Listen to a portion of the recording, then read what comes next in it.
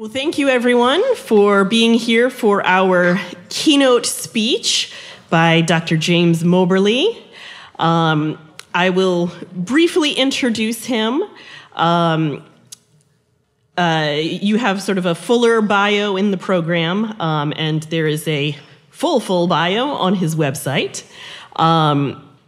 So Dr. James Mobberley is a Rome Prize winner and Guggenheim Fellow.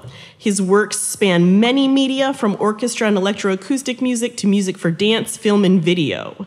You can hear samples of those, again, online. He is the Curator's Distinguished Emeritus Professor of Music at the University of Missouri, Kansas City, where he has taught composition pedagogy classes. And if you go and check out his website, he has some very extensive and wonderful resources on there about his work in composition pedagogy. As a sort of personal aside, when I first sort of got interested in teaching composition and researching composition pedagogy, I started to look for sources, and he was one of the first things that I found. I know this is sort of a growing field, but I think that he is one of the pioneers in this area of research, and so we are thrilled to have him here today. So I hope you will all give him a nice warm welcome.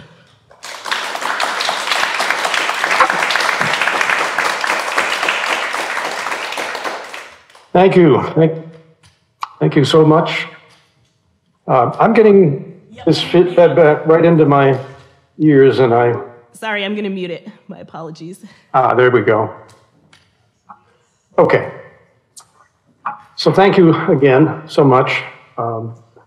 My most recent keynote speech was never, so I hope this works out well. I'm delighted to have been asked to provide this keynote address and to learn that the world of composition pedagogy is populated by such a large, enthusiastic, and diverse group of devotees. From the abstracts I've seen, the many approaches that you're taking in contributing this knowledge cover a lot of new and important ground, and this body of work will grow well into the future, I have no doubt. I'm really looking forward to seeing your pedagogy sessions on YouTube. I knew as a master's student that I wanted to be a teacher as well as a composer, and I was lucky enough to get a one-year appointment straight out of my doctoral program. I know that doesn't happen at all anymore. It was, however, 2010 before one of our DMA candidates, Chris Biggs, who's now on the faculty of Western Michigan University, asked me if we could create a semester course on composition pedagogy. Sure, I replied, extremely naively, when our attempt at a literature search yielded absolutely nothing. Zero. Zip. We switched our focus to a discussion and compilation of individual experiences of the class members and the instructors.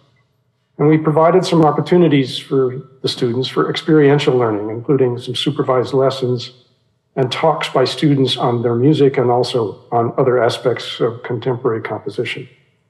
We first provided this class in 2010 and then again in 2012 with a similar arrangement. Several years later, Dr. Mara Gibson and I implemented a pedagogy track for graduate students as part of our summer composition workshop, which we hosted every summer for 6 years thereafter.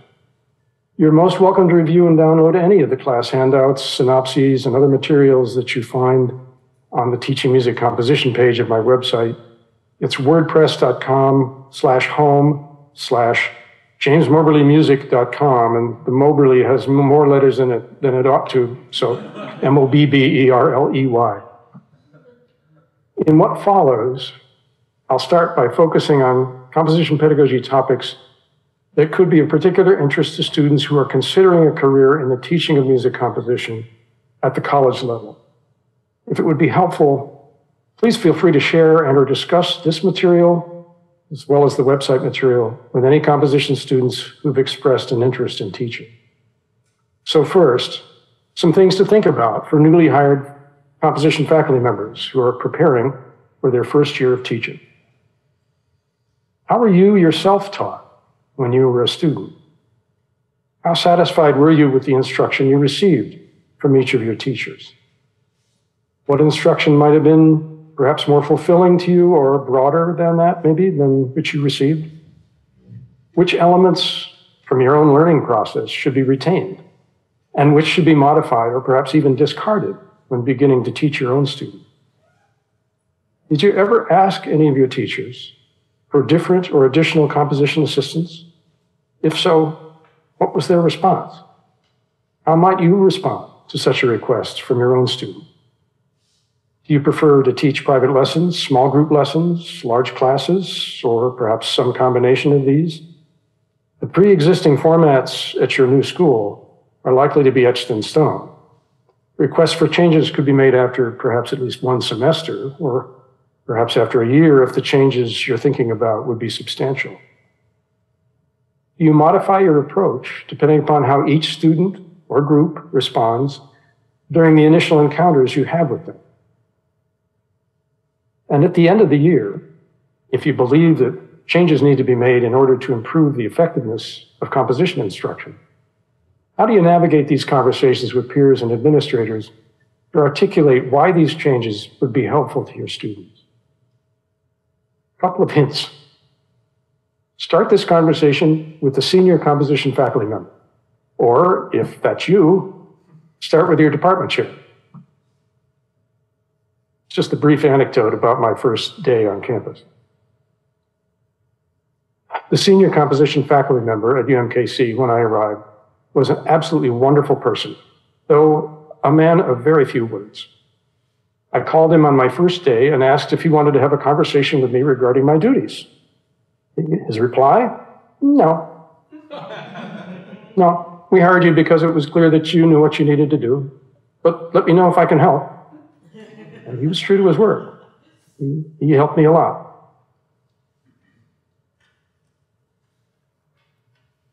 Excuse me. Water time.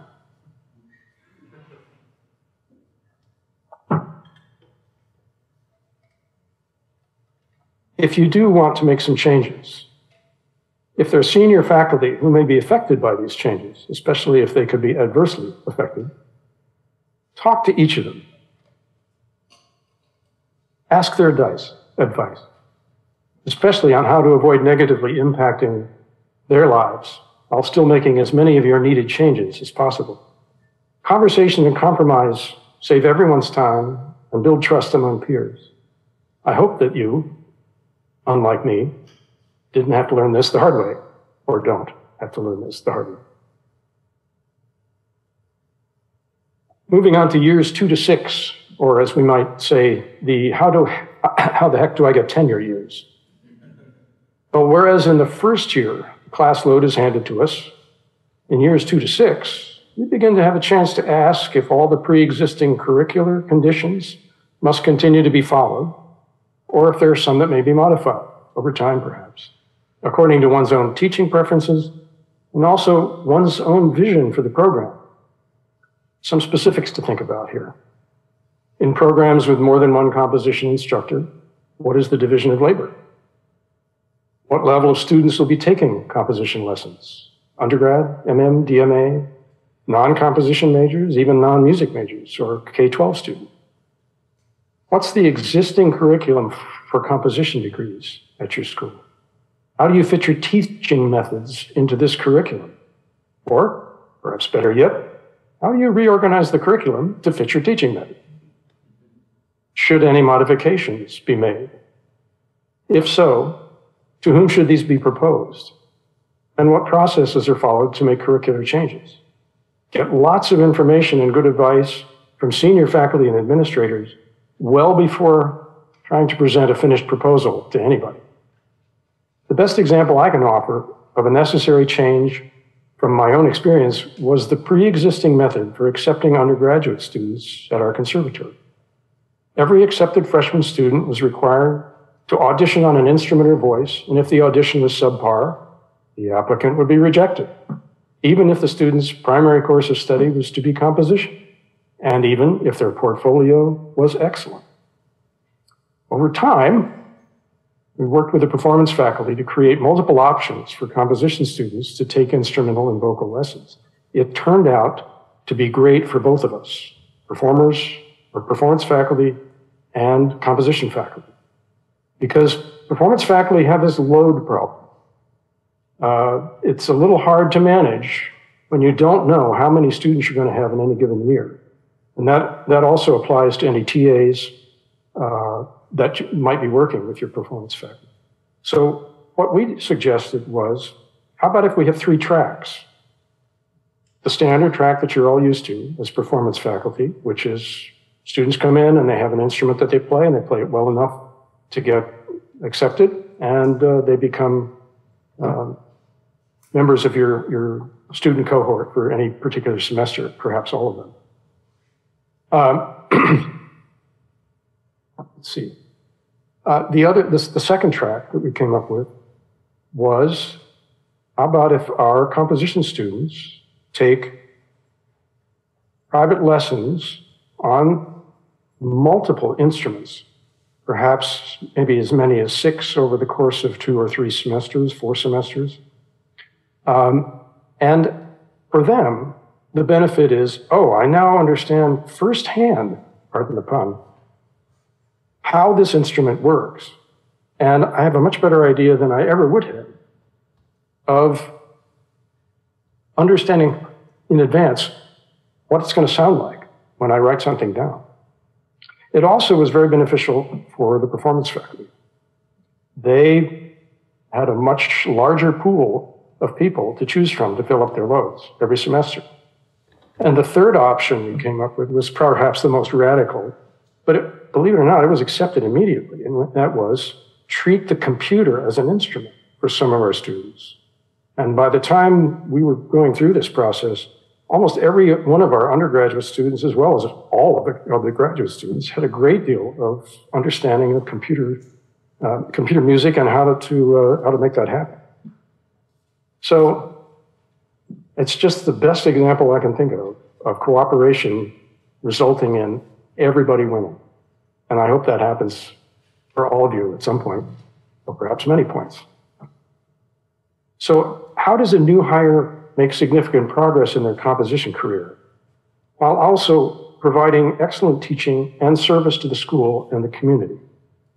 As you all know very well, this is the hardest part of being a college teacher. All 3 elements must be documented with significant successes in them, all the areas every year. A very important thing in this process is always document your efforts and achievements immediately when they happen. Every little thing counts, except for any of the stuff we forget to include. So, some schools teach private lesson compositions only. Others teach classes or group lessons only. Can both be done? Some kind of hybrid? What makes the most sense for your preferences and the circumstances? Finally, the long term, post-tenure. How does one keep growing and improving a composition program while fitting into the overall music school or department community? Again, a few suggestions. In many music programs, composition may not be among the larger or more visible programs at the time of one's hiring. If not, it takes vision, determination, good communication, and a whole lot of help to make a convincing case for the resources necessary to enhance a program to its highest potential of achievement and visibility. That's both on campus and in the academic universe at large. If you're trying to make your program more and more successful, make it a point to meet often with your composition colleagues and other colleagues. Better yet, go to lunch with people every week or 2. Good, thoughtful conversations keep everyone moving forward in multiple ways, and it keeps you from having to do all the work yourself.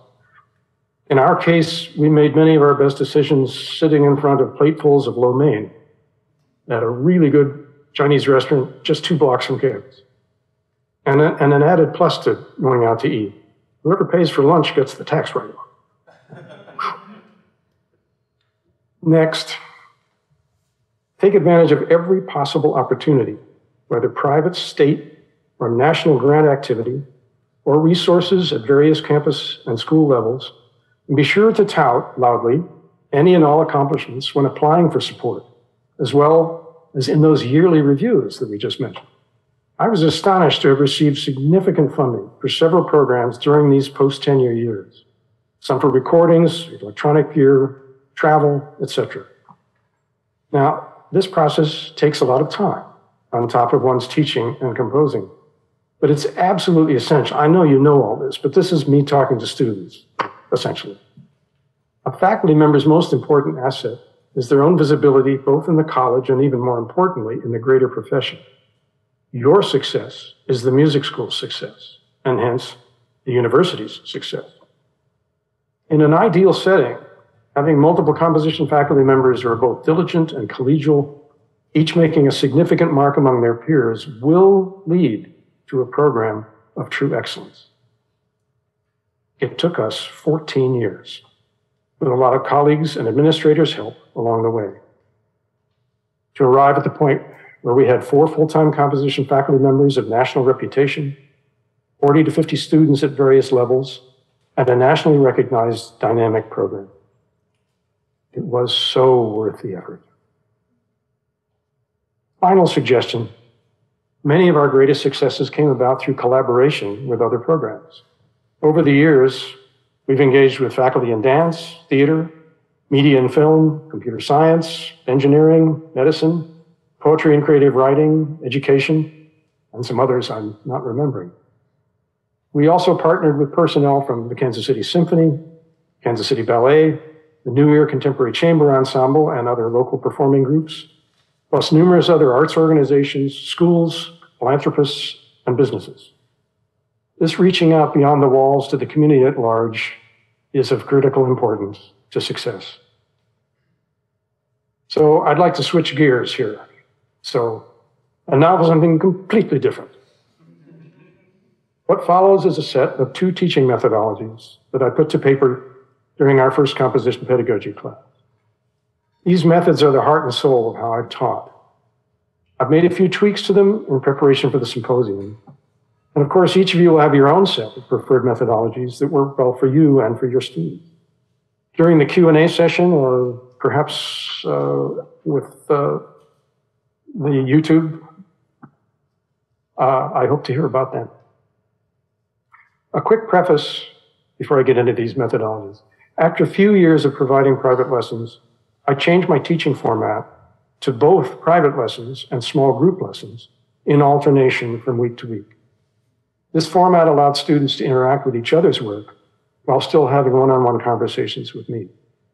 And while they're interacting with each other, I'm listening and perhaps participating to, even if necessary, run some interference. Because, among other things, we want them to learn how to talk to other composers about their music without trying to teach them, unless you're the graduate student and they're the undergraduate student. This has proven to me to be the best all-round set of experiences that I could have had as a teacher, from freshman to doctoral level. A big plus. Students learn to be more discerning about their own work as they converse with and make suggestions to the other group members. First teaching methodology, which I call determining student intent. During the earliest lessons or classes in the semester, the focus is on 2 areas. First, if the students are new to me, these initial interactions are based on a review of a collection of the students' previous work. I ask them to email me the URLs for 3 scores and recordings during the first week of classes, and this gives me time for that during that week for a thorough review. I look and listen and write down comments. And then in week 2, I have the first individual lesson with each student. And conversations about these works begin with statements that describe what I hear and see in their music, including comments about individual pieces and also about characteristics or trends that span the overall body of work that they've provided. A very important element in these statements is that they are not presented as fact. Instead, they're followed by the implied or literal question: does my understanding of the music match your understanding and your intent? In essence, I'm asking, so do I get it? And if the exchange is an ideal one, there will be some things that I get, some things that the student points out that I didn't mention, and some things that the student was not aware of in their work that they begin to understand are there, or perhaps are missing. With this initial groundwork of communication and trust in place, subsequent lessons focus on work in progress, but my understanding of their previous work helps me to provide additional perspective in our lessons. For example, if a student understands that they've never used contrapuntal textures to a significant degree, they can work together with me to identify places where this kind of writing could be especially effective in the work in progress. Once a student begins a new piece, the first lesson is largely a collection of questions, which are probably annoying, but most of which are designed to help the instructor understand the intent behind the work. Often this intent can be multifaceted. For example, a student might want to simultaneously write a piece for an ensemble that's new to them in order to gain experience for the group, take their harmonic development to a new level, or write a piece that's longer than any of their previous work. On occasion, a student will not really understand their intent just yet, and it will have to be discovered and refined as the piece moves forward. But in any case, the questions are designed to reinforce the student's understanding of what they're hoping to accomplish, also to provide me with a window into why the work is proceeding in the way that it does, and to provide a solid platform of instructor credibility when suggestions are made. The rationale for this methodology as follows. In many teacher and student situations, the student assumes that the teacher knows what the student needs to know and is there to show them how to correctly produce results. Kind of like math or even history. Do you get what you're supposed to get? But in a creative field like music composition, this is not necessarily the primary focus. Of course, there are specific instances where this kind of learning might take place, but the most important focus in the learning environment is the student's self-understanding.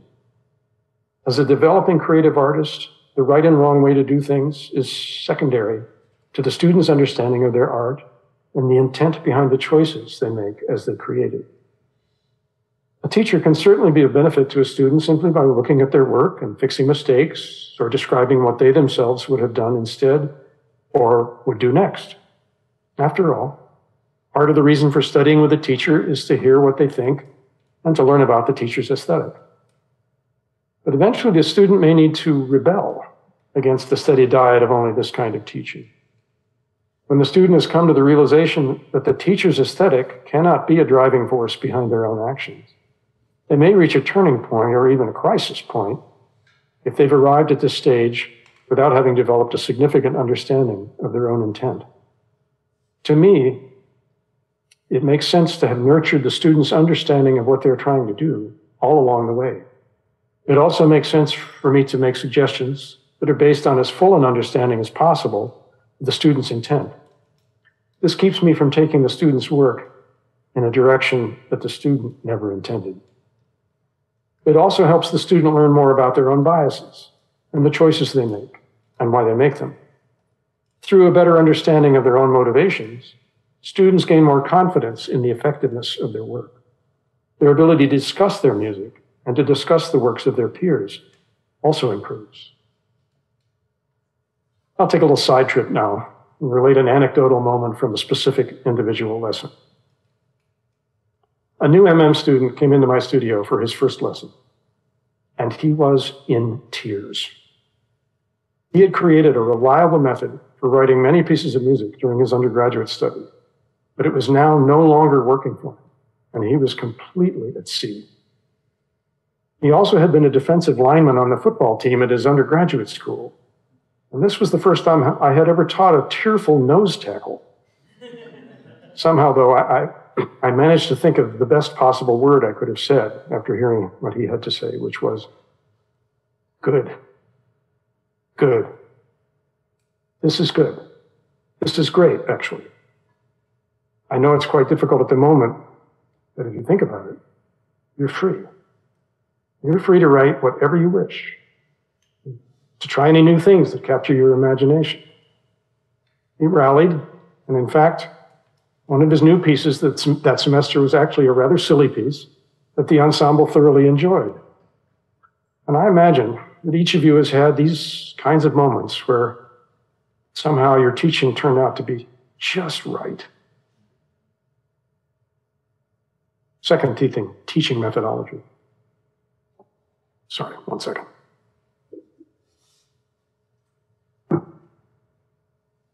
which I call Teach to the Piece. The description for this: in composition lessons or classes, all concepts, details, and techniques are taught in relation to the piece that the student is currently writing. If it seems that a broader discussion of a specific topic is warranted, this can be done, but the great majority of information provided is specific to the needs of the piece of music at hand. The rationale for this: most broader concepts, music theory, analysis, music history, form, instrumentation, contemporary performance techniques, orchestration, counterpoint, and so on, are taught in specific classes outside of the composition class and lesson sequence. In a well-coordinated curriculum, these related classes parallel the student's individual development as a composer in their lessons. However, students vary considerably regarding the aspects of the knowledge base with which they're familiar. Some may be virtual experts in orchestration, others in 20th century theory and practice. But setting up an instructional rubric in group composition lessons that covers broad concepts and techniques may very well be a rehash for some students, while overly challenging those who've had less experience with whatever it is that you're talking about. And if this kind of instruction is provided in a private lesson format, it's highly repetitive for the teacher. You have to cover the same ground over and over again for each individual. And yet, still, there is another problem with broad concepts. Some undergraduate programs delay composition lessons and classes until some or even most of these broader classes have been taken. Now, the rationale seems logical. Students could benefit from a strong background in these related areas before tackling their individual work. But there's another rationale that's implied when composition study is delayed, namely that providing composition lessons to students who do not already have a general background in these areas is not effective. In my own experience, nothing could be further from the truth. There is, in fact, a significant knowledge base that's not covered in these related classes, which includes the day-to-day composing process, the development of a personal artistic voice, and the life skills of being a composer or composer teacher. This composition-specific knowledge base also includes a unique subset of the broader collections of orchestration and form and theory and so on, which is to say those specific techniques that are germane to the student's current work in progress. If these individual specific techniques were not covered in broad courses, composition lessons are a great place for students to learn to apply them. Again, not broadly, but specifically for their current work. For composers, the quest for just the right sound, the perfect length of a transition, or the best combination of musical parameters to create the most effective cadence, etc., is a radically different process from that by which one learns a compendium of basic concepts. What I have to say next is my most deeply held belief regarding composition pedagogy. It goes back to broader techniques. In broader techniques classes, the pursuit of knowledge is its own imperative, pedagogical imperative, and the student demonstrate their understanding of what's being taught. Whereas when we're teaching to the piece, it is the optimal musical result that matters. And this is an artistic imperative. And it is this artistic force that drives the pursuit of other broader knowledge that would be helpful to apply in the work at hand.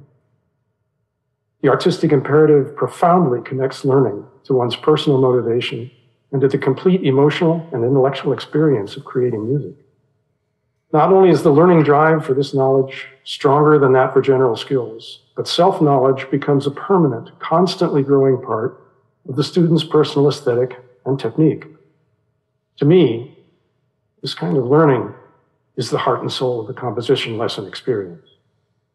Composers are deeply connected to their work on levels that range from the intellectual to the emotional to the spiritual. And as teachers, we're at our best when we help to build a student's awareness of these connections, and when we tie the absorption of technical information directly to the student's drive to create and to grow in the work at hand. Providing this kind of mentorship to students from the day they enter music school gives them the best chance of fully developing their skills and their artistry.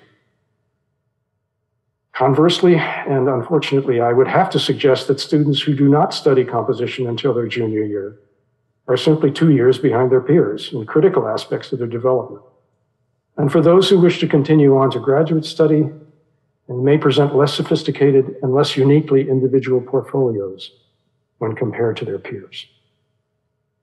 To sum up this topic, this is not to say that composition students shouldn't take general courses in musical techniques. Of course they should. Rather, it's the combination of the broader approach to developing a general knowledge base and the more immediate experience of working toward ideal choices for the piece at hand that provides a developing composer with the best collection of skills. And now a third and final and short topic. Again, I knew early on I wanted to be a teacher as well as a composer. Sorry, one more time. Of course, sometimes the teaching seems to get in the way of the composing. Okay, often. But it helps a lot that we love both endeavors equally and give them equal time and effort whenever possible. I've always found that each enriches the other, often in very meaningful ways for both student and teacher. The two methodologies I just described were not things I thought up and began to do from scratch. They were codifications of practices that I've been following and tweaking for a number of years, and which I've come to rely on as my most effective teaching tools. I encourage everyone in our profession to spend some quality time taking stock of how we teach. And I am sure that every single one of you in this room does so, and does so often. For me, it's always both a revelatory and reinforcing experience. And it leads me to constantly review how well I do with each student. It also leads me to ask my students to help me teach them, to ask them for what they believe they need, whether for the piece at hand or for their long-term growth and goals as a composer and teacher. Again, for any of you who have students who wish to become faculty composers, if it would be helpful to have a copy either of this address or of any of the materials on my website, or both, please feel free to download whatever you wish and drop me an email if something doesn't seem to work. My email address, Mobberley J, and thanks to my forebears, there's way too many letters in Mobberley, but MOBBERLEYJ @umkc.edu. I'd love to hear from you. Finally, heartfelt thanks to all of you for all that you do for your students, your schools, your peers, and for the long-term health of music composition. I wish you the very best of success with your composing and your teaching now and into the future. And I thank you again for the opportunity to speak with you as partners in this most rewarding of fields.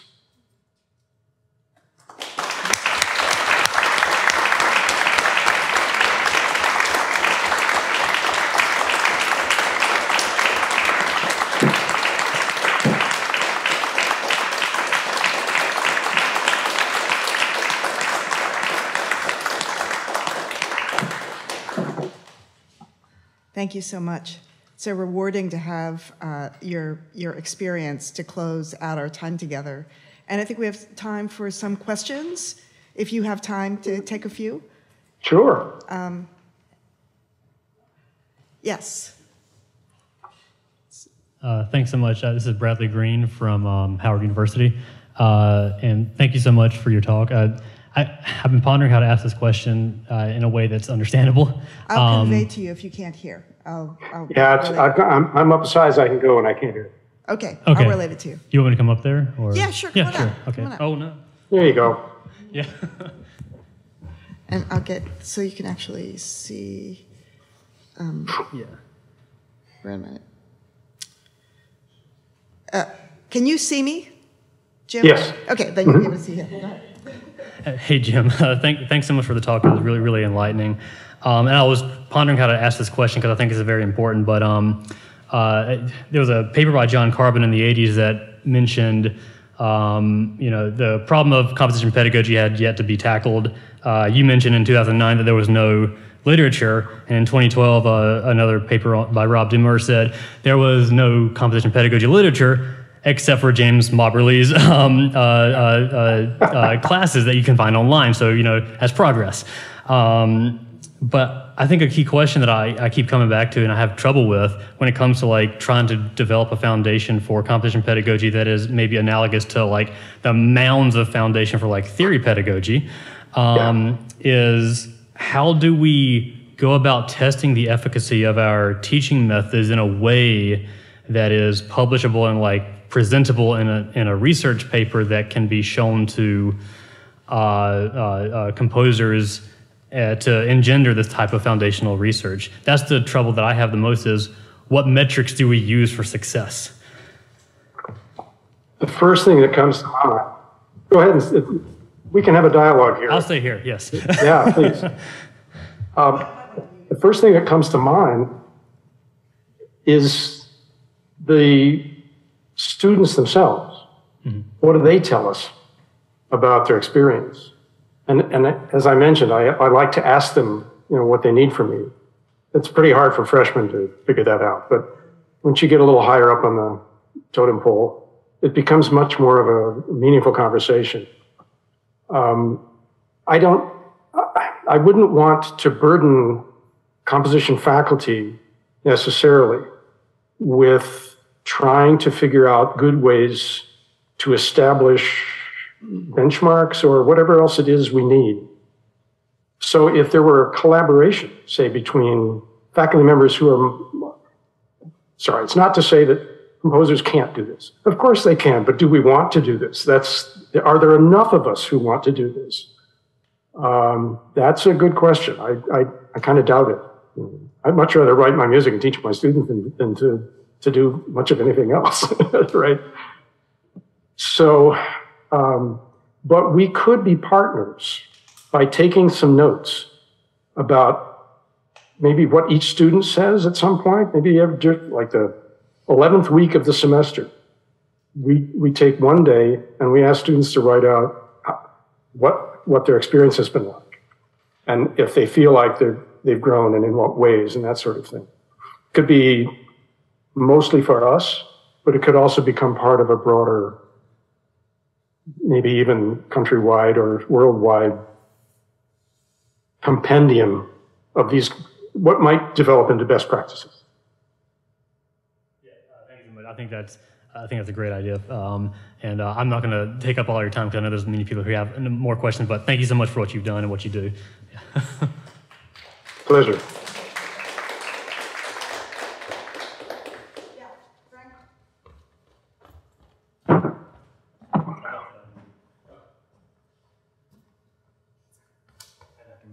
Hi. Hey! Good to see you. I just wondered if you're comfortable talking about it, when have you given a student who takes one-on-one lessons anything lower than an A for their grade? Because we have to unfortunately give a grade. And why did you do that? If you're comfortable talking about that. Absolutely. It's really important because in the overall scheme of things, we are really odd people out, right? How in the world do I grade this person's finished piece with this person's finished piece or what have you? My credo, which I didn't really come up with until later on in my teaching career, was, okay, I need you to show up for every single lesson. I need you to have some new work at every single lesson. And if that doesn't happen, well, that's the only way in which you would have a lesser grade. Because there's so many imponderables about what you're going to say. Right? And not only by looking at the piece and talking about the piece, but talking about the composer. Right? You happy with this? These are, how does this piece make you feel? Is this more interesting than the last piece? How? We're just never gonna make a compilation of that kind of stuff because it's every single person is different. Sorry, no help. No, thank you. I mean, that's insightful. Thank you so much. Oh, of course.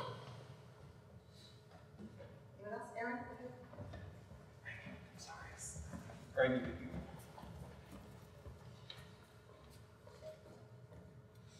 Hi, Aaron Helgeson. I'm currently at Montclair State, but thank you all for so so much work over the years in this area. It's really valuable for all of us. One thing that's come up in the last couple of days pretty frequently is that part of our job is to, like you said, identify what the goals and interests of the students are and figure out how to help them achieve those goals and have a conversation about that. But the other thing that I think a lot of us have been asking about is when is it appropriate to investigate whether those goals are worthwhile to the student and to anyone else, and to the extent that that becomes an important discussion, how do you handle that kind of a pedagogical conversation? Oh, come on. Such an easy question.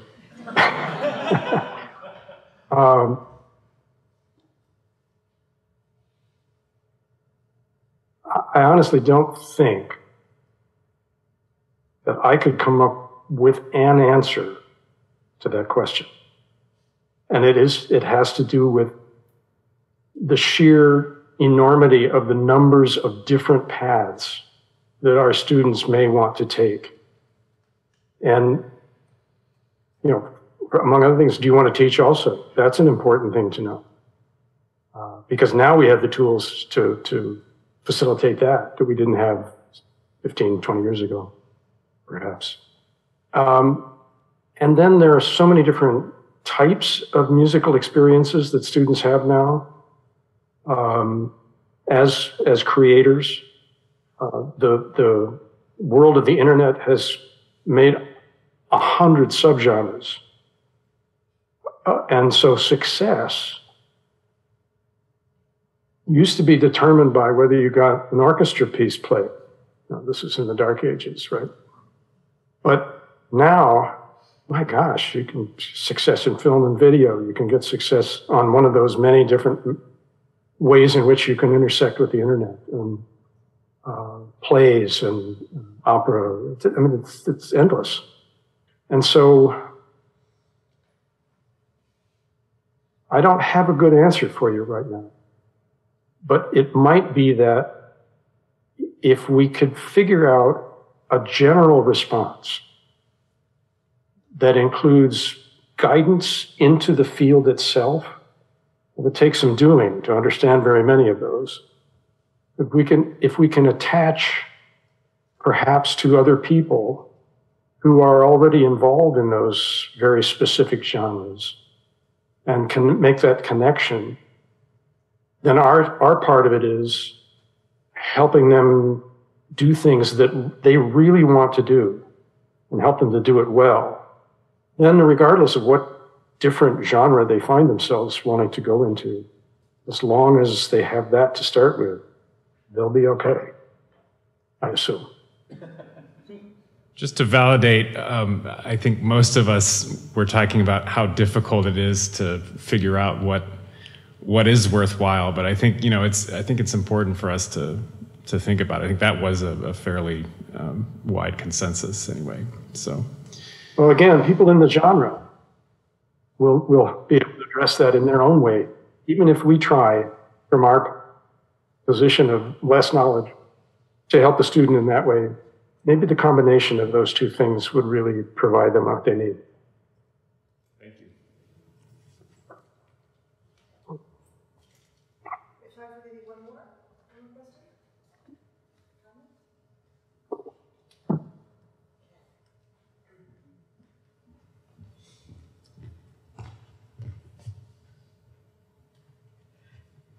I think that, did you have, I saw somebody, no, okay. Well, thank you so much. This was incredibly meaningful, as I said earlier, to have you as the final, putting a button on our 2 days together. It's just been a wonderful talk and a wonderful time together. And we're going to be, I hope for all of you, I'm going to be, watch for an email. I know how ephemeral these conferences can sometimes be. We have a great time together and then you're back to your lives. But I'm hoping that you might agree to have your slides put up in a Google file so we can share information. We're now post handout phase, it seems like. So if you'd be willing to share your slides and Jim, your talk, we'll put all this on an online repository so people can have access to it. I know Jessica is talking about sending out a kind of assessment, a survey, so we can think about what worked and what. You'll be quizzed on how much. Yeah, you're going to be quizzed.